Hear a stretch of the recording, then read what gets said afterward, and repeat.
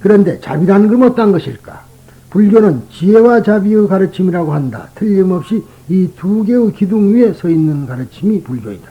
그래서 이 기회의 자비란 도대체 어떠한 것인가를 철저하게 살펴보고자 한다. 자비란 일반적으로 남을 불쌍히 여기는 것 또는 사랑하는 애정 혹은 동정심 등의 감정적인 것으로 해석하고 있다. 그렇죠? 대부분 그런 거 아니에요? 자비라 그러면은 우리가 남을 불쌍히 여기는 것 또는 사랑하는 하나의 애정 또는 혹은 동정심 등의 감정적인 것으로 해석하고 있다. 물론 그렇다. 그러나 그러한 감정만의 것이라고 생각한다면 그것은 아직 반쪽밖에 이해밖에입니다만 반쪽만의 이해밖에 되지 않는다. 사전에 보면은 사랑하고 가엾게 여기는 일 그렇게 돼 있고 불교에서는 부처 뜨는 보살이 중성에게 낙을 주고 고를 없이 하여 주는 일. 그거는 그렇게 이승 구어사전에는 그렇게 되어 있어요. 로 되어 있으며 다른 사전에도 대동소이하다. 자비란 함께 즐거워하려는 마음이다. 함께 즐거워하려는 마음이다.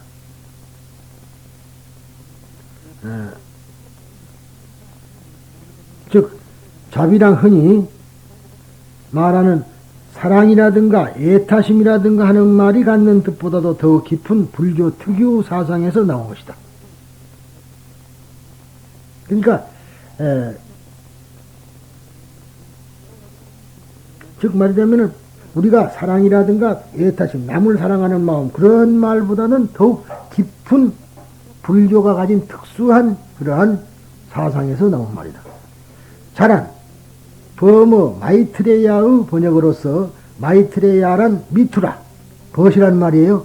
미투라라는 말에서 파생된 말인데 그대로 최고의 우정이라는 의미지만 그것에 포함된 깊은 뜻은 특정한 사람에 대한 것이 아니라 모든 사람들에 대해 우정을 갖는다는 것이라고 합니다. 그리하여 중국인은 이것을 보편적으로 인애라는 말을 붙인 것이다. 이 자의 마음은 평등심에서 나온다고 부처님은 가르치고 있다. 자기가 즐겁다고 느끼면 다른 사람에게도 즐거움을 맛보게 하고 싶다는 마음이다. 좋은 가르침을 듣고 기쁨을 느끼면 그 기쁨을 다른 사람에게도 나누어 주고자 하는 마음이다. 똑같이 나누어 주고 하는 마음이다. 그러므로 자랑 한마디로 말하면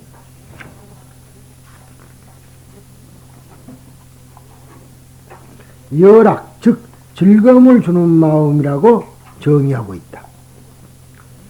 비란 버머 카루나의 번역으로서 카루나란 원래 신음이라는 의미인데 인생살이의 갖가지 괴로움에 신음소리를 내는 것을 비라 그런다 이 말이에요. 이 신음소리를 듣고 자기도 동감하고 동정하여 하고 신음소리를 내는 것이 비이다. 정확하죠? 그러니까 남의 아픈 것을 보고 나도 아파해야만이 비가 되는 것이지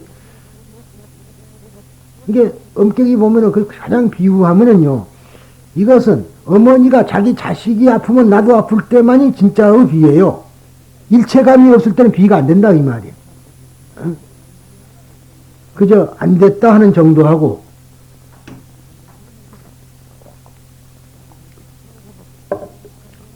그런 갖고는 비가 아닙니다. 자기 자신도 일찍이 인생고에 신음하고 탄식한 일이는 사람이 아니면 남의 괴로움을 진정으로 이해할 수 없다. 일찍이 참으로 괴로워한 경험이 있는 사람이 아니면 남의 괴로움에 뼈저리게 동감할 수 없다. 이리하여 남의 괴로움을 내 괴로움처럼 느껴 마음속에서부터 이해하고 걱정해 주는 것이 카루나이다. 카루냐? 중국인은 이것을 비라는 말을 붙인 것이다. 참으로 명역이라 아니할 수 없다. 그런데 남보다 좀 더 앞서 인생고에서 해탈하고 있는 사람은 현재 인생고에 괴로워 신음하고 있는 사람을 보면 자연적인 정으로 어쨌든 그 괴로움에서 건져주고 싶은 마음을 일으키지 않을 수 없다. 이것도 또한 평등심의 관로이다. 그리하여 비란 발고죽 괴로움을 뽑아주는 마음이라 정의하고 있다. 우리가 비라는 것은 어디까지나 발고. 그래서 원래 자비가 아니라 비자예요. 발고 열악이라. 이게 무슨 이것은 원래 형태가 없는 것이지만은 어떠한 말하자면 장소가 있다는 상정하에서 무나 배추처럼 말이죠. 뽑아가지고 그 구데기가 나오죠. 구데기 생길 거 아니에요. 뽑은 자리가 거기다가 사랑으로 채워준다. 그래서 발고 열악이라는 말이 잡인데 자라는 말은 열악이요 비라는 말은 발고라 소리라. 그러니까 고통을 뽑아주고 그 자리에다 사랑으로 메워준다. 그렇게 봐야 되죠. 중국 사람들이 발고 열악이라고 이제 하면서 잡이라 했다. 그래서 내 하는 말이 상구벌이 하와 중생이 아니라 우리식으로 말하자면 상구벌이하고 하와 중생하는 것이 아니다. 하와 중생 하면은 상구벌이가 된다. 그렇게 말한 거예요. 맞죠? 그 말이. 상구벌이를 하고 난 뒤에, 그러니까 깨닫고 난 뒤에 중생 건지려고 하니까 하나도 못 건지고 말아. 건지다가 보면은 지혜가 생기는 겁니다. 실천덕목이란 게 그런 거거든. 그런데 그걸 모르고 중국식으로 그냥 상구벌이 하와 중생하는 게 보살이다. 그러니까 보살이 하와 중생에 중점을 안 두고 상구벌에다 중점을 둔다 이 말이에요. 그러니까 공부만 하고 지식만 늘어나는 거지 하등에 일평생 도움이 안 돼요. 그게 지식은 분별력을 낳기 때문에 지식은 일평생 도움이 안 되는 겁니다. 지혜가 그래서 지혜 그러는 거죠. 이렇게 잡이라는 어떤 상황에서 혹은 어떤 사람 시점에서 남보다 즐거운 처지에 있는 사람이 즉 그 즐거움을 남에게 나누어주고 싶어하는 마음이며 또 어떤 상황에서 혹은 어떤 시점에서 이미 괴로움에서 벗어난 사람이 남의 괴로움을 자기 괴로움으로 느끼고 거기에서 벗어나려는 노력을 함께 맛보려는 마음을 말한다. 결국 이것은 평등심의 발로에 지나지 않는다. 인간은 모두가 평등한 것인데 어떤 처지에서 어떤 시점에서 낙과 고우 불행 등이 생겨난다. 그 불행 등이 자연히 마음속 깊이 메아리 쳐서 그 불평등을 평등으로 되돌리라는 마음이 거의 무의식적으로 솟아난다. 도저히 그렇게 하지 않고서는 견딜 수 없게 되는 마음, 이것이 자비심인 것이다. 그러니까 제가 이야기가 그래요. 우리가 평등하다 그러는데 물론 그런 의미에서 그럽니다만은 설법을 하게 되면은 중생수기 등lik이라 내가 설법을 하는데 이거 5분들이 받아들이는 것이 양은 각기 자기의 근기에 따라 다르다 이 말이. 그렇죠? 그래서 중생수기 등lik 그런 소리가 나오게 된 겁니다. 그러나 이 자비를 보면은 부처님은 고루 평등하게 중생을 예민한다고 했습니다. 그렇다면은 우리가 그것을 수학적인 의미나 물질적인 것으로 환산해서는 안 된다 소리입니다. 가정에서 가난한 사람에게도 10원 주고 부자에게 10원 준다는 거 아니에요. 무슨 말이냐 하면은 평등이니까 그 사람을 평등으로 이끌어 주려니까 가난한 사람에게는 100을 주고 부자에게는 10을 주는 것이 부처님입니다. 그렇게 보시면 되겠죠. 그래야 같이 끌어올라오는 거 아니에요. 부자는 부자에게도 10원, 가난한에게서도 10원 준다. 그런 거는 평등이라고, 절대 평등이라고 볼 수 없다. 가난한 사람을 더 사랑한다. 고통받는 사람을 더 사랑하는 것이 부처님이라는 것을 잊어서는 안 됩니다. 이게 부처님의 자비예요. 길거리에서 가난한 사람에게 평등하게 나눠주는 것이 자비 아닙니다. 때와 경우에 따라서 더 줄 사람은 더 줘야 되고 덜 줄 사람은 덜 줄 수 있어야만이 진정한 자비의 실현, 구현이라고 볼 수가 있습니다. 그런데 지금 우리들은 그렇지 않죠? 자비의 실천이라 그래가지고.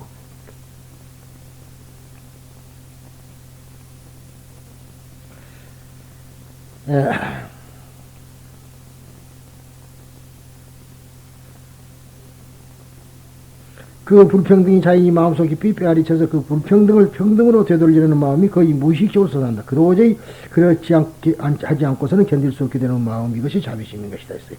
그러므로 자비심이란 인간이면 누구라도 가지고 있는 자연적인 성질이지만은 그것이 항상 크게 발동하는가 하지 않는가는 인간 평등이라는 진리의 투철한가 아닌가에 의해서 좌우된다. 불교에서는 우선 이 인간평등이라는 큰 지혜를 가지고 가르치고 있다. 법화경에서도 그 전반의 정문에서 실상이라는 큰 지혜를 가르친 것이다. 그 점을 깊이 마음에 새기지 않으면 안 된다. 그러한 지혜의 바탕을 둔 자비가 아니면은 때때로 정에 치우친 번뇌에 사로잡힌 잘못된 동정심으로 끝나는 경우가 생긴다. 예를 들면 아이가 넘어진 것을 무조건 가엾으라 하고 일으켜주는 것은 언뜻 보아서는 자비처럼 보이지만 참다운 자비는 아니다. 그 아이가 스스로 생명력을 자각하게 하기 위해서 마음을 모질게 먹고 일으켜주지 않는 편이 좋은 경우가 많다. 그렇죠? 그래서 항시 이야기지만 12면 관세음보살의 얼굴을 보면은 한쪽은 성낸 얼굴이라는 말을 제가 썼죠. 한쪽은 성낸 얼굴이다. 관세음보살 그러면 무조건 성스러운 얼굴만 가지고 있는 그러한 면만 우리가 생각을 한다면 그거는 불교를 잘 모르는 것이다. 자비, 즉 잘못한 사람에게는 가차없이 매로 다스릴 수 있는, 채찍을 가할 수 있는 것이야만이 진정한 자비가 된다.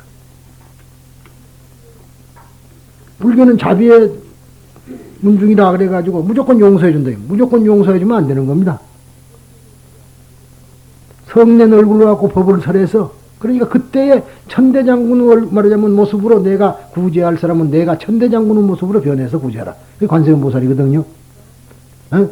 또 브라우만의 여자로의 몸으로서 설법을 하기를 그 사람이 바란다면 내 몸이 브라우만의 여자로서 변해가지고 법을 설하라. 그렇죠? 벽지불의 몸으로서 법을 설하는 것이 상대방에게 걸맞는다면 내 몸을 벽지불로 변해라 했습니다. 그러니까 어떨 때는 말이죠. 야차 같은 그러한 모습을 가지고도 중생을 건져야 될 때는 그런 모습을 변해가지고 중생을 건져야 된다는 얘기입니다. 그러니까 지금 우리들이 그래요. 어린아이들이 절에 가면은, 우리 절에는 그런 거 없습니다만은 그 옛날 고찰에 가면 앞에 천왕문이 있어갖고 사천왕이 이제 버티고 있다는 말이지. 그거에 무서워서 절에 못 간다는 거지. 근데 왜 그것이 그러면 있어야 되느냐 하면은 그거를 보고 느끼는 바가 다르죠. 그러한 형용을 가지고 그 육중한 거대한 육체를 보고 아이고 나 저러다가는 저렇게 혼나지 싶으니까 자연히 마음을 중생들이 돌릴 수 있는 그런 것을 위해서 그렇게 존재하는 겁니다.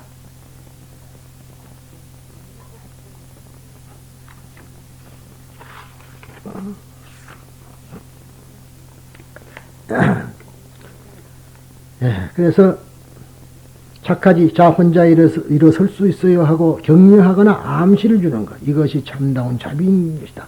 친구에게나 부하 직원에게나 그 밖 그 세상 사람들에 대해서도 그 원리는 변하지 않는다. 어느 때는 위로하고 어느 때는 안아주지 않으면 안 되지만 어느 때는 꾸짖고 어느 때는 모르는 체 하는 것이 좋은 경우도 있다. 상대방의 성격, 상태, 환경, 그 밖의 다른 조건에 따라서 그때그때 경우에 꼭 들어맞는 행동을 취해서 그 사람의 생명력을 진정으로 발전시키고 신장시켜주는 것이 지혜의 바탕을 둔 자비인 것이다. 이게 무조건 과잉보호한다고 해서 자비가 아니다. 속된 이야기입니다만은 외아들을 말하자면은 길렀는데 너무나 어머니가 과잉보호를 했어요. 이게 아이가 자우튼 뭐 하면 전부 믿는 거라. 그러다 보니까 이 아이가 거짓말쟁이가 돼가지고 결국은 사기꾼이 돼서 형무소를 가게 됐다.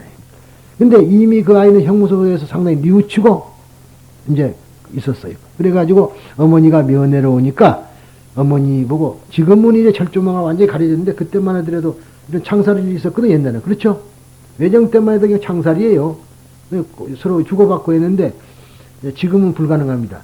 1960년대만 하더라도 이렇게 밑에서 뭐 넣어줄 수가 있었어요.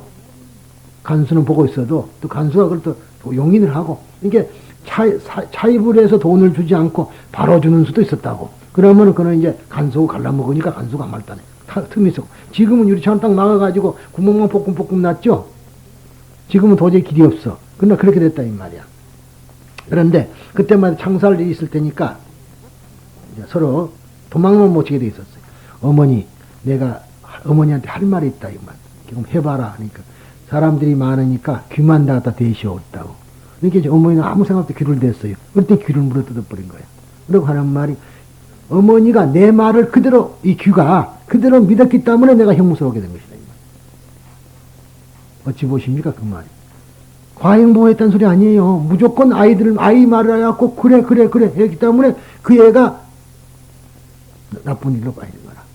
그러니까, 꾸짖을 때는 가차없이 꾸짖고, 매를 때릴 때는 가차없이 매를 때려서 길러주는 것이 진정한 자비다. 그 말. 그래서 이제, 그 전에 보면은, 그 아이들을 기를 때, 그 매에다가 자비의 매라는 것을 쓴 사람이 있었어요. 그래갖고 회추리도 아니고 이제 매를 가지고 빠따에다가 자비의 매 그래가지고 자비의 몽둥이 그래가지고는 아이들이 잘못하면 야구 그 방맹이라고 때리는 그런 사람도 봤습니다.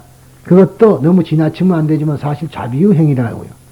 또 오늘 또 그러다가 전부 집에 가서 아이들 잡지 마십시오만은 사실은 그게 자비입니다. 그래서 그 11면 관세음의 얼굴을 보면은 이 전면 세 분의 얼굴은 성스러운 성관음이 그려져 있고, 오른쪽은 성낸 관음입니다.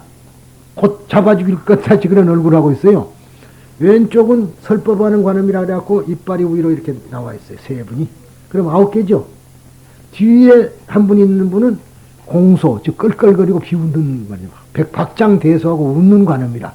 그런가, 그러면 이제 10개죠. 그 다음에 위에가 한 분 또 계세요. 성스러운. 그래서 이 11면 관음이라 그런다 이 말이에요. 11분의 관음상인데, 그와 같이 자비라는 것은 그냥 무조건 용서하고 그런 것이 자비가 아니라 꾸짖을 때는 꾸짖고 정의 구현을 하는 그러한. 그래서 아까 말한 다시 되풀이하자면은 33가지의 몸으로 변한다는 것은 그 사람의 근기에 따라서 대상에 따라서 내 몸을 변화시킨다는 얘기라. 그래서 진정으로 유통을 시키는 것이 불교다는 얘기고, 그래서 관세음보살 본분이 존재하는 겁니다.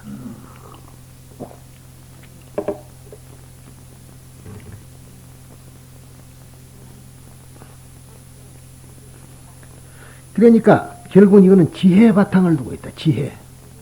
응? 자비란 거는 지혜가 바탕이 없는, 지혜의 바탕을 두지 않는 자비는 자비가 절대 아닙니다.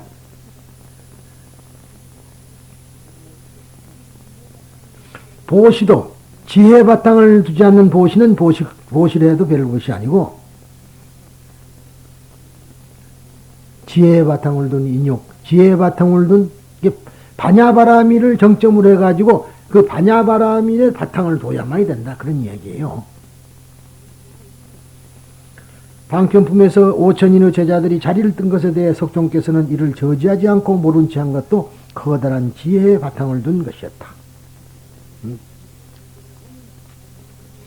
결론적으로 자비란 평등성의 원리 위에서 너와 내가 하나라는 것에 눈을 떠야만 비로소 참자비가 생기는 것이다. 그러니까 너와 내가 하나라는 것을 가르친 것이 특히나 유명한 경전이 뭡니까? 금강경. 금강경이 바로 그거예요. 금강경을 100번 해가 1000번을 암송을 했더라도 너와 내가 하나라는 것을 모르는 그러한 사람은 금강경을 읽은 것, 안 읽은 것과 다름없어요. 하나 차이가 없는 거라.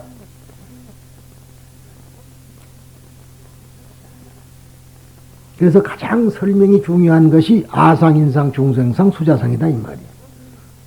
그런데 중국식인 말이라면 뉘앙스를 한국말로 그대로 번역을 하기 때문에 나라는 생각, 남이라는 생각, 목숨이 있다는 생각, 뭐 그런 식으로 번역을 하니까 소용이 없는 법문이 되어버려요. 그런 것하고는 전혀 관계가 없는 건 아니지만 그렇게 되어 있는 건 아닙니다. 그래서 역시 즉 아트마이라는 나의 실체가 지금도 그렇잖아요. 대부분 사람들이 내가 죽으면 내가 어디 가서 있을 거라고 그러죠. 할아버지가 죽었으니까 할아버지가 어디 가서 있을 것이다. 그럼 그 사람은 윤회 안 하게?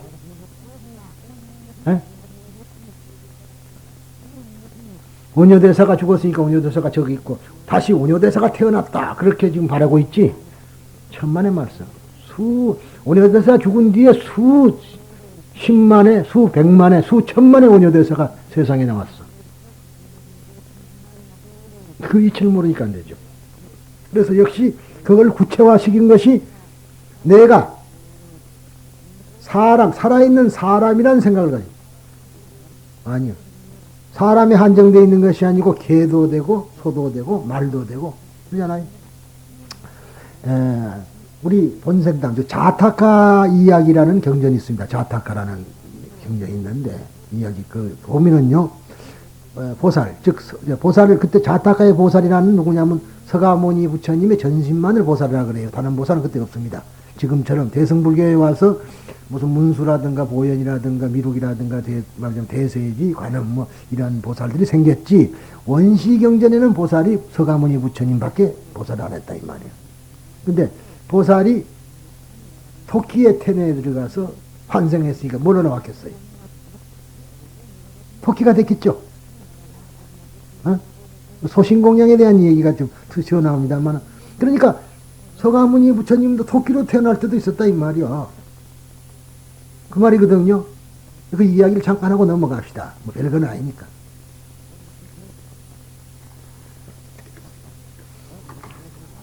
그래서 토끼가 태어났는데 그 숲속에는 좋은 세 사람의 친구가 있었어요. 어떠냐면 수달 하죠. 수달이 있고 원숭이가 있고 승냥이가 있었다. 승냥이는 여러분이 잘 아는 그 들깨 비슷한 겁니다만 승냥이 늑대의 종류죠. 승냥이가 있었다. 그런데 이제 우리 불교에는 포사례라는 거 있습니다. 포살 15일마다 보름날마다 승려들이 모여가지고 서로의 잘못을 깨우쳐 주는 겁니다. 그러니까 보름날 다 모여가지고 포사례를 해서 그래서 이제 백중날이 존재하는 거거든요. 그러니까 사실은 그날 7월 백중 포사례는 달달이 있는 거이고 우람문제는 한 번밖에 없습니다만 우람문제는 원래가 가장 그 안거가 끝난 날이라 해갖고 불교에서는 한 살을 더 먹는 날이에요. 범납이 몇 살이냐 하면은 7월 백중이 한 살이니까 7월 백중을 지나지 않아서 범납이 없는 거고, 납이라 그러면 구랍 그러죠. 금음을 말하거든. 금음. 섣달을 납이라 그래요. 납을. 그런데 우리는 납의 언제인거니 납월이라 그러면은 7월달에 납업이라. 그러니까 금년 7월달이 되면은 한 살 더 먹는 거예요. 그래서 그날 스님 옷을 해주고 그러는 거라. 스님 설날이요 그게. 그런데 이제 보름날마다 하는 것을 포살이라 그런다. 그래서 이제 포살을 하는 날이니까 우리가 그러면은 모두가 다 보시를 하자. 그랬더니 각기 어떤 보시를 하는 거니, 만약 먹을 것을 구하러 오는 사람이 있다면 그런 사람을 위해서 우리가 먹을 것을 나누어 주자 그랬습니다. 그래서 그러기로 약속을 했어요. 수달은 이제 겐지스강 강가로 갔더니 어부가 고기를 잡아가지고 그것을 보관할 데가 없으니까 모래바닥에다 파묻고 밑으로 내려가는 걸 봤거든. 그러니까 고기를 이제 가서 어부가 내려가 버렸으니까 그 고기를 파가지고 그걸 집으로 가져왔습니다. 그 다음에 승냥이는 이제 그 밭을 지키는 사람 있죠? 밭 지키는 사람. 그 밭 지키는 사람은 오두막에 가가지고 거기서 이제 이 고기 덩어리 세 덩어리하고 치즈, 뭐냐면은 그 유락이라 그러죠. 우락. 즉 소의 낙이니까 치즈죠. 치즈 한 통하고를 집에다 갖다 놨고, 그 다음에 원숭이는 숲에서 망고라 해서 그 과일이 있어요. 망고를 따다가 집에 가지고 와서 이제 보시를 했다 이 말이에요. 그런데 각기 다 이제 그런 보시물을 해놨는데 이 토끼는 보시할 것이 없어.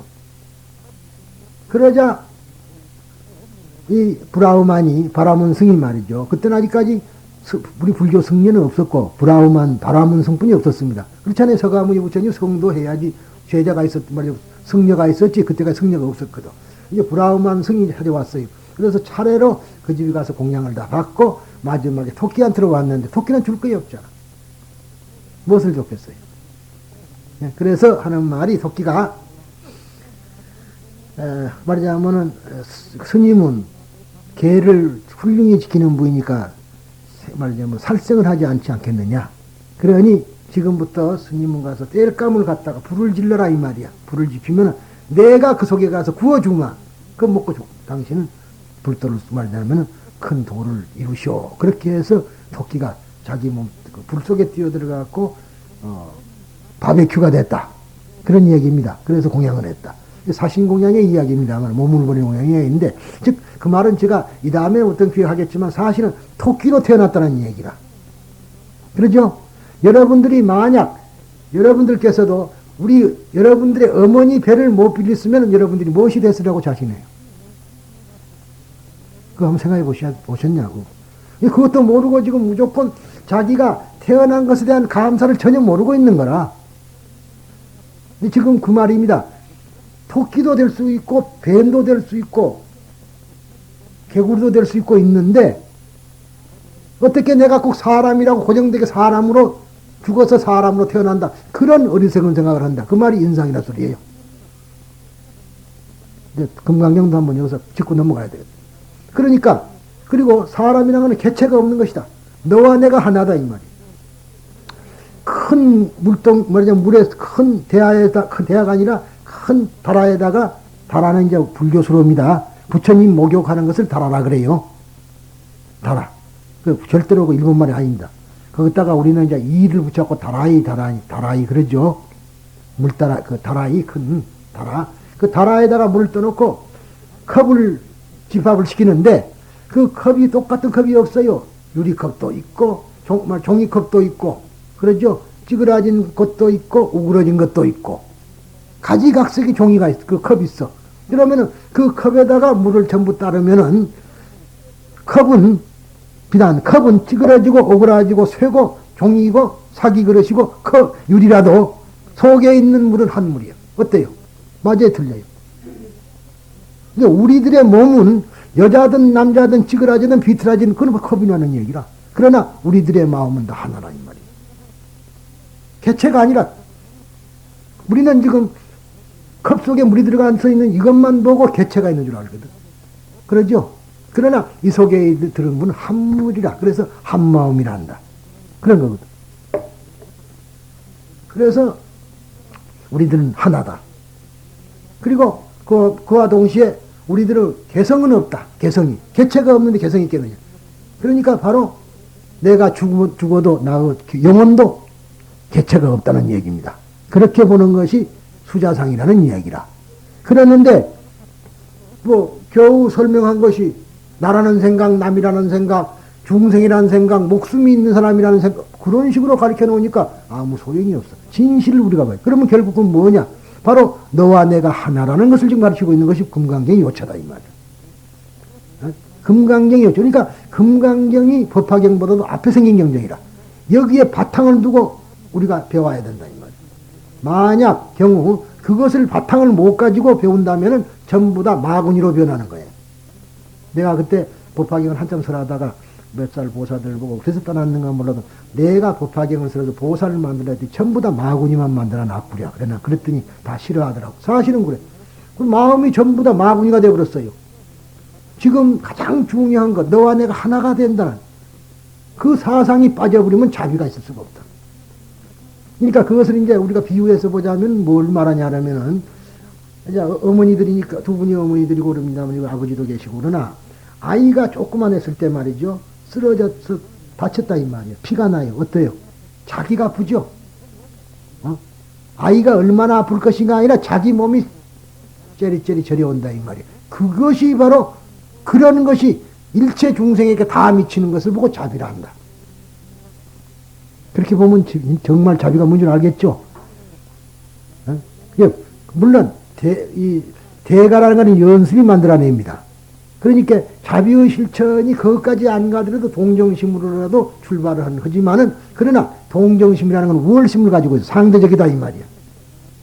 그렇죠? 상대적이죠? 우월심이 있어. 나는 저 사람보다 낫기 때문에라는 조건입니다. 그러면 상대적이다. 그렇기 때문에 틀린 거야. 그건 자비가 아니라 어디까지나 그건 동정심에 불과한 것이다. 진정한 불교의 자비는 지혜, 즉 너와 내가 하나라는 그에다가 바탕을 두어야만이 자비가 생기는 것이다 하는 것을 오늘 강조를 합니다. 자비에 대해서 확실히 한번 짚고 넘어갔습니다. 이제는 이제 자비가 무엇이라는 것을 알고 하셔야지 무조건 말하자면은 자비가 남을 동정하는 것이라든가 그런 것 같은 것을 자비로 해서는 안 됩니다. 그래서 너와 내가 하나라는 것에 눈 떠야만 비로소 참자비가 생기는 것이다. 왜냐하면은 내가 하나라는 것에 왜냐하면 내 속에 내가 있고 내 속에 내가 있고 너 속에 내가 있다. 그래 맞죠? 이해가 좀 어렵더라도 그냥 예만 두십시오. 너 속에 내가 있고 나 속에 너가 있다 이 말이에요. 너 속에 내가 있고 너. 그러니까 같이 넘나듭니다. 상대방하고 나하고. 그러니까 너와 내가 하나가 되는 그러한 동체 사상, 한 몸이란 사상을 온몸으로 즉 안입이 설신의 전체에서 체득하여 부처님의 지혜 즉 반야를 완성 바람일다 하고 남 즉 나 즉 남이라는 일체감 속에서 남과 남이라는 상대적인 생각마저 사라진 자리에서 자기가 자기 아닌 자기에게 베푸는 것이 자비인 것이다. 자기가 자기 아닌 자기에게 베푸는 것이 자비다 이 말이에요. 남이라는 글자에 저 만나 띄부린 것이 아니고 그러죠? 남이라는 글자에 저 만나 띄면 님이라는 글자가 되는데 그런 소리는 하고는 다릅니다. 그러니까 나 속에 너가 있고 너 속에 나가 있다. 원효 속에 내가 있고 나 속에 원효가 있다 소리예요. 이게 수많은 원효가 나왔다는 소리가 그 소리입니다. 이해가 됩니까? 예수 그리스도가 나 속에 있어요. 엄청 놀라서는 안 돼. 그건 우리가 모르고 내라는 것이 그렇게 고정돼서 계속 윤회를 한다고 생각하는 그런 불자가 있다면 불쌍한 사람들이야. 그런 절에는 안 다니는 거죠. 솔직하게. 그런 소리였죠. 그러니까 대승불교의 진수는 그것이 아니라는 말이에요. 뭐냐? 내가, 나라는 것은 작은 이 개인의 내가 아니라 나라고 이름 붙인 거는 전체를 나라가 한다. 그래서 그거 대하라고 한다, 이 말이에요. 그러니까 대하, 소화를 없애고 그 말은 대하를 가지고 소리죠. 아, 그러면 내라는 거면 일체 중생이 전부 나라는 소리야. 대하. 그것만이 대승인 겁니다. 그러니까, 그래서 그러한 것을 강조하다 보니까 가때 파라상 가때 가자 더 높이 가자 우리 함께 다 가자 높이 가자 그래 우리 함께 가자 그런 사상이 같은 맥락을 가지고 있는 것이다. 그래서 아제 바라 승하지 하지 않느냐는 소리죠. 그래서 우리가 동체 대비 그런 소리가 나오게 된 거예요. 너와 내가 한 몸이 아니면 대비가 있을 수 없다. 그래서 동체 대비라는 말이 나오게 된 겁니다. 예.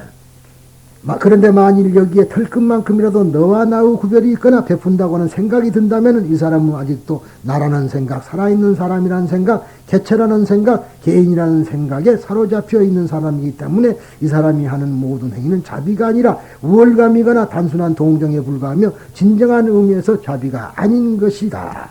그렇다 이 말이에요. 그러므로 예로부터 동체대비라는 말이 회자되고 있음을 알아야 한다.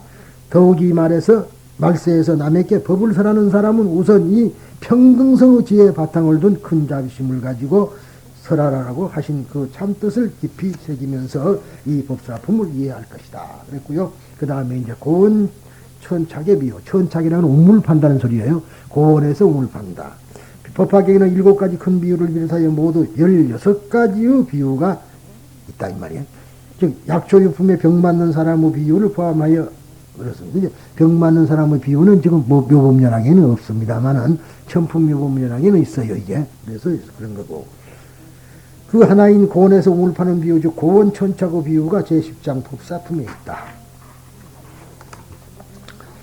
법사품에서 석종께서는 바이샤자라자 즉 야광보살에게 법화경의 위대함을 갖가지로 설한다. 그 가운데서 사람들은 법화경의 신앙에 의해서 안욕따라 삼맥삼벌이 즉 최고의 바른 깨달음에 가까이 갈 수 있음에 대해 다음과 같이 설한다. 요약하면 법화경을 설하고 읽고 외우고 옮겼으며 법화경이 존재하는 곳은 어디라도 7가지 법외로 된 탑을 세워야 한다. 기탑 공양 들었다면 탑을 세워야 한다. 그러나 이 탑 속에는 부처님의 유고를 두어서는 안 된다. 사리를 두어서는 안 된다. 무엇이냐? 진짜의 사리가 그 화장에서 나온 것의 사리냐, 경전이 사리냐는 문제입니다. 어느 것이 사리 같아요? 역사적으로는 사리라 합니다만 그 사리는 어디까지나 우리가 유고를 보고 사리라 해야겠지만은 우리가 부처님의 진실한 사리는 경전이라. 그렇죠? 그게 영원 불변하는 것이 경전 아니게. 사리도 어느 땐가는 사라집니다만 경전은 사라지는 법이 없어. 그래서 하는 소리예요. 그래서 왜냐하면 법화경 가운데는 여러의 전신이 존재하기 때문이다. 이 탑을 꽃, 향 등 갖가지의 물건으로 공양, 존경, 존중, 찬탄해야 한다. 만일 이 탑을 보고 예배 공양한다면 최고 바른 깨달음에 가까이 감을 알아야 한다. 이상의 사실은 법화경을 넣은 탑을 세워서 공양해야 할 것을 지적하고 있다. 그래서 모든 불상이나 탑에는 법화경이 들어있다는 것을 여기에 근거를 하고 있는 겁니다. 만약의 경우 그러니까 어떠한 불상이라든가 어떠한 탑에도 법화경이 빠져있다면 그거는 잘못된 불상이다. 그래서 어디든가 옛날에 그 탑 보면 다 법화경이 들어가 있다 그랬죠. 얼마 전에 한 7, 8년 전에도 됐을까요? 한 5, 6년 전에요.